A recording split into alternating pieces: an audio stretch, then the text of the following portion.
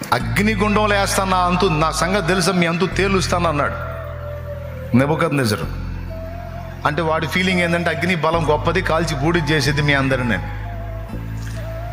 వీళ్ళు వాడిని రెచ్చగొట్టే మాట మాట్లాడేసరికి 7 అంతలు ఎక్కువ చేయమన్నాడు. 7 కాదు 77 అంతలు ఎక్కువ చేసుకోరా. ఎన్ని ఇంతలు ఎక్కువ చేసుకున్నా 100 రకాల అగ్ని నువ్వు తెచ్చిపెట్టిన ఆ అగ్ని అంతటికంటే కూడా బలము గలవాడు నాడు.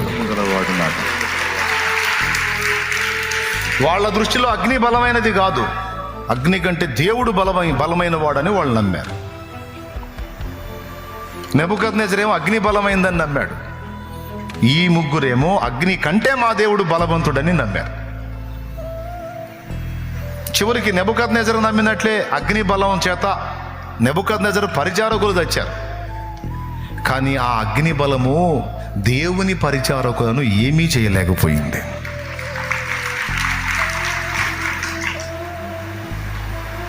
నెబుకద్నెజరు ప్రకారం అగ్ని బలమైందే, విసిరినోళ్ళు తెచ్చారు.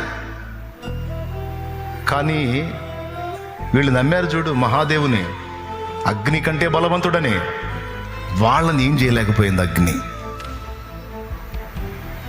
అగ్ని బలమును అణచి అగ్నికి ఆజ్ఞాపించే వాళ్ళని ముట్టకూడదు నువ్వు అని. భగ భగ భగ భగ మండే అగ్ని, విసిరినోళ్ళని కాల్చిన అగ్ని విసరబడ్డోళ్ళని ముట్టనైనా ముట్టలా, వాళ్ళ వెంట్రుకను కూడా తాకల. అది వాక్యం చెప్తున్న సత్యం.